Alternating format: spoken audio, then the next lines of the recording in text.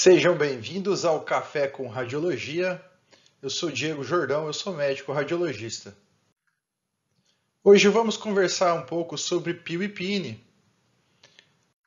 Na PIO, tem uma definição do livro de tórax do Colégio Brasileiro de Radiologia, que é a seguinte: a fibrose pulmonar idiopática, ela representa uma pneumonia intersticial crônica fibrosante, sem etiologia definida, que se caracteriza pelo padrão histopatológico e tomográfico de pneumonia intersticial usual, a PIU.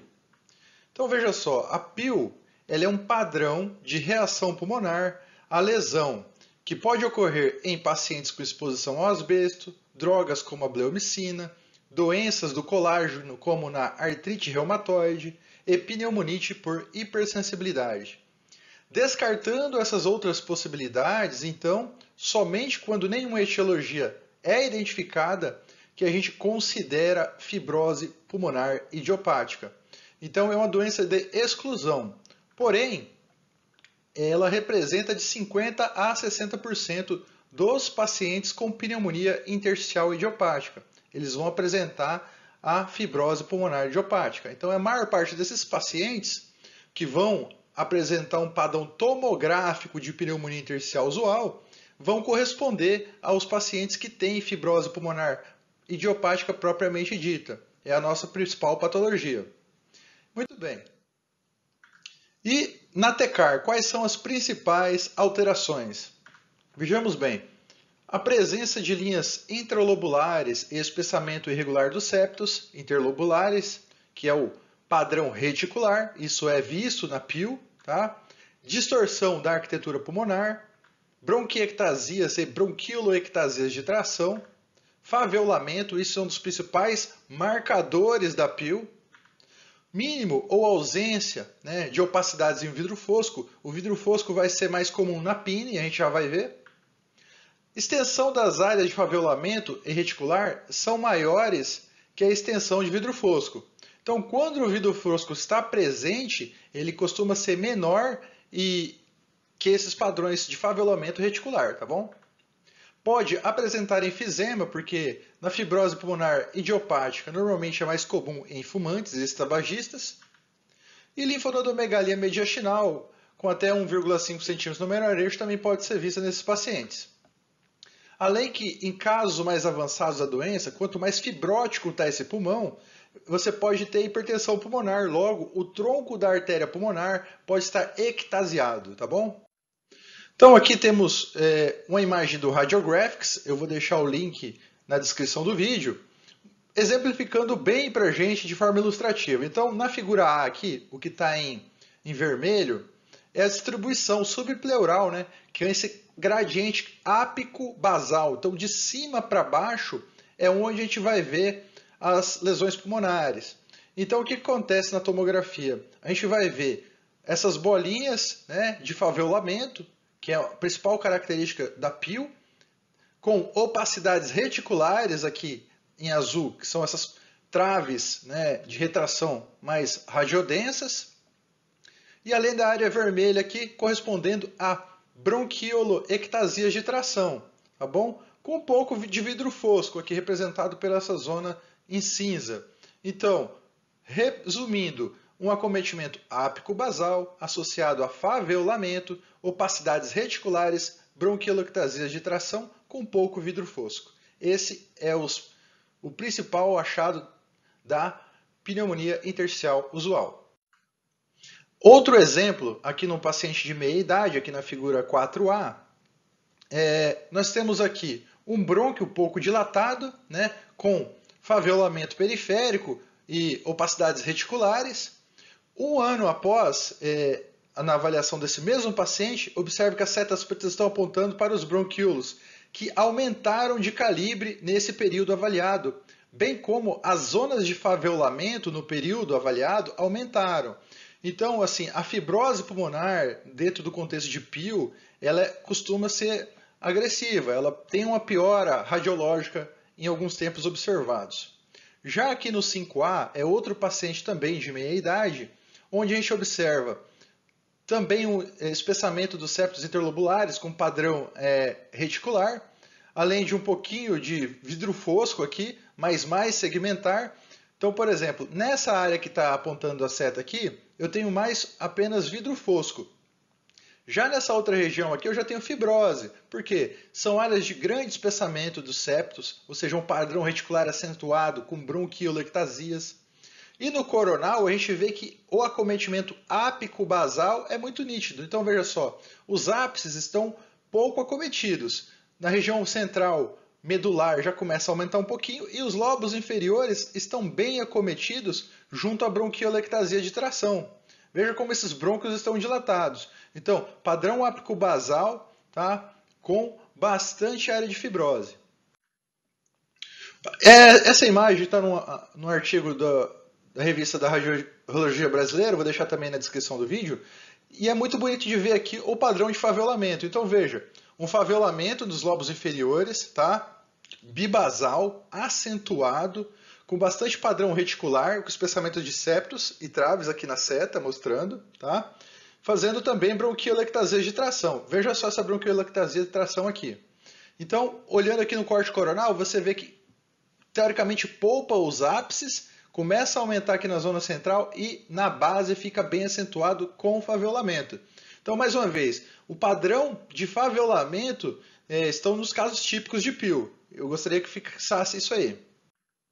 Já na PIN, é a pneumonia intersticial não específica. É um padrão histológico caracterizado por infiltração homogênea e consequente expansão das paredes alveolares por inflamação e ou fibrose. Outro conceito aqui do livro do CBR de tórax. Então ela também pode ser idiopática, porém comumente ela pode ser relacionada à doença do colágeno também. Lembra que lá na PIL era mais comum a artrite reumatoide. Aqui já é a esclerodermia. Pacientes com esclerodermia podem ter pneumonia não específica, tá bom? Pneumonite de hipersensibilidade também pode ter na PIL, medicações e o dano alveolar difuso. Tá? Então, quais são os achados na TECAR, na tomografia de alta resolução? Também eu vou ter o padrão de vidro fosco, tá? Só que aqui na PIN, em específico, o vidro fosco vai ser o padrão predominante. Tanto em fases iniciais, como pode também ter um padrão misto de vidro fosco e algumas consolidações sobrepostas. Consolidação não é muito comum lá na PIL, tá bom? Lá na PIL, quando tem consolidação, a gente tem que lembrar também de tumores, né? Carcinomas, etc. E aqui não, aqui na PIN eu vou ver bastante vidro fosco, pode ter consolidação, tá? Em alguns pacientes, mas o padrão de PIL normalmente a gente vai ver vidro fosco. Outro padrão que tem na PIN, né, por ser intersticial, é o padrão reticular, que é geralmente sobreposto ao vidro fosco. Então a gente vai ver aquelas opacidades intralobulares com espessamento irregular, né, retráteis de septos intralobulares também.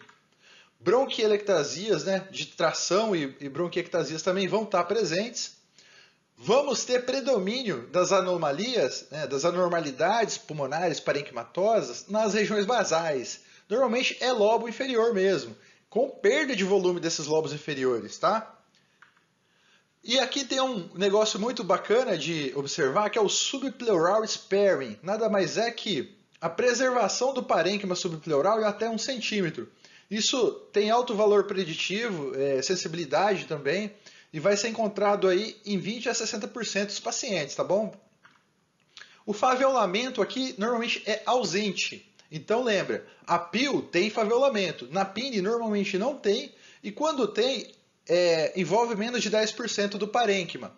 Então se você pega um paciente que tem muito favelamento, provavelmente não vai ser PIN, tá? Favorece mais PIL. Linfonodomegalia que também pode ter, igual lá na PIL, a linfonodomegalia pode ter nos dois casos, então não ajuda muito para diferenciar. Então aqui, pessoal, outra imagem do Radiographics, daquele mesmo artigo, mostrando o padrão principal. Normalmente ela é periférica, tá? Então aqui na imagem A e B, né? Uma distribuição subpleural, sem um gradiente óbvio, né? Mostrado aqui pela área vermelha. Então você vai ter áreas de opacidades reticulares, espessamentos de septos, tá bom? Com vidro fosco também, né? Mostrando aqui nessas áreas de cinza, representando aqui um pouquinho de vidro fosco periférico, tá? Opacidades lineares reticulares irregulares, representados aqui em azul, né? Algumas vezes eu posso ter alguns micronódulos, tá? E faviolamento pode ser discreto, algumas opacidades císticas, mas não é comum. O mais comum, então, na PIN, em casos iniciais, é o vidro fosco e também pode ter consolidações. Outro exemplo aqui, ó, para a gente, vejamos só que a gente tem um pouquinho aqui, talvez, de opacidades císticas. Difícil de falar que isso aqui é um favelamento, você vê que é bem pouquinho, né? Também tem as bronquiectasias, né? Uma broncopatia. E olha, o que está preservado aqui? O centro da imagem está praticamente preservado. E a gente observa que tem bastante reticulopatia periférica, com o vidro fosco. Isso aqui é muito típico da PIN, tá? E principalmente quando pega aqui os lobos inferiores. Então veja só, essa outra imagem aqui está naquele artigo da Radiologia Brasileira, que eu vou deixar o link na descrição. É uma das imagens que mais típicas aqui para a gente fixar. Então veja só, eu tenho opacidades reticulares com esses espessamentos de septos, tá? As opacidades radiodensas aqui. Tenho bronquiectasias de tração, bronquiolectasias. E muito vidro fosco basal, bibasal. Nos dois lobos inferiores eu tenho muito vidro fosco. Inclusive, nos quadros mais graves eu posso ter redução volumétrica desses lobos inferiores, tá bom, pessoal? Então, PIL e PIN. Por que é importante diferenciar? Bem, a distinção entre a PIN, né, e a fibrose pulmonar idiopática dentro das imagens de PIL é importante porque a primeira, ou seja, a PIN, ela tem melhor prognóstico. Já na fibrose pulmonar idiopática, não. O paciente tende a ter uma evolução, um prognóstico pior. Então, mais uma vez, o prognóstico da PIN depende também do seu componente histológico predominante. Ele pode ser tanto inflamatório ou fibrótico. Então, se ele for inflamatório, normalmente é melhor, vai ter um prognóstico melhor. Já os pacientes fibróticos, que têm um predomínio fibrótico de apresentação histológica, eles têm uma evolução pior. E pode ter um padrão misto também.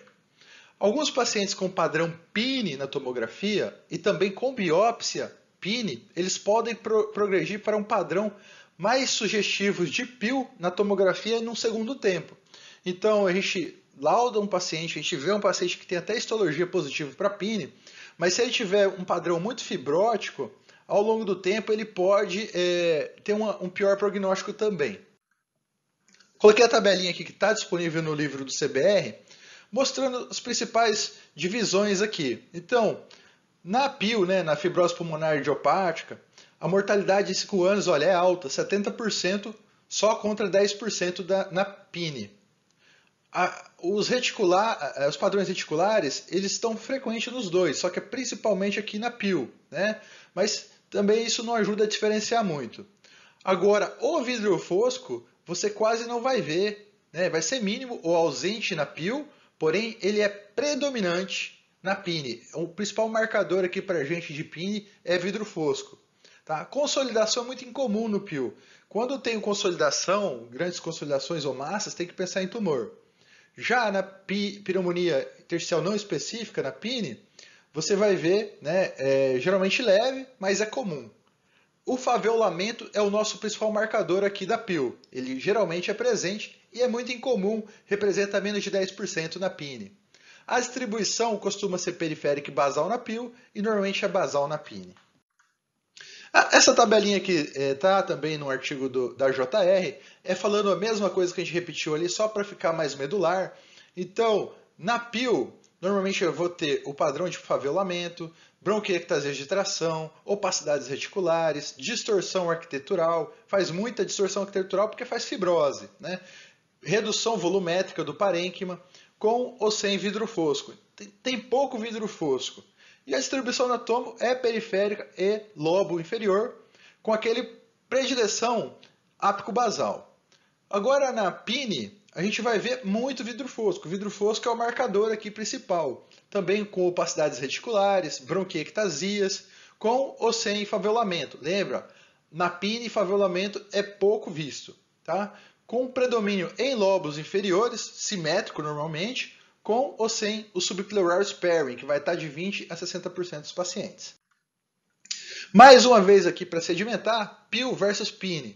Então, quando eu penso em PIN, eu vou pensar num padrão ápico-basal, né? Acometendo lá de cima para baixo. Eu vou pensar num acometimento heterogêneo, com faveolamento e bronquiectasia de tração. Principalmente vai falar a favor de Peel. Quando eu não tenho um gradiente muito óbvio de acometimento, pulmão todo, ou bem lá na base, homogêneo, bilateral, com bastante vidro fosco, alguns micronódulos, eu penso mais em PINE, tá? E se eu tiver muito faveolamento, olha, sempre que eu tiver muito faveolamento, eu tenho que pensar mais para Peel e não em PINE.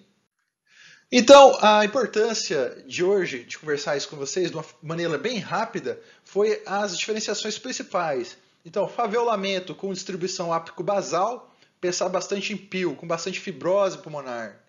A PINE é mais vidro fosco, pouco faveolamento, um padrão simétrico bilateral.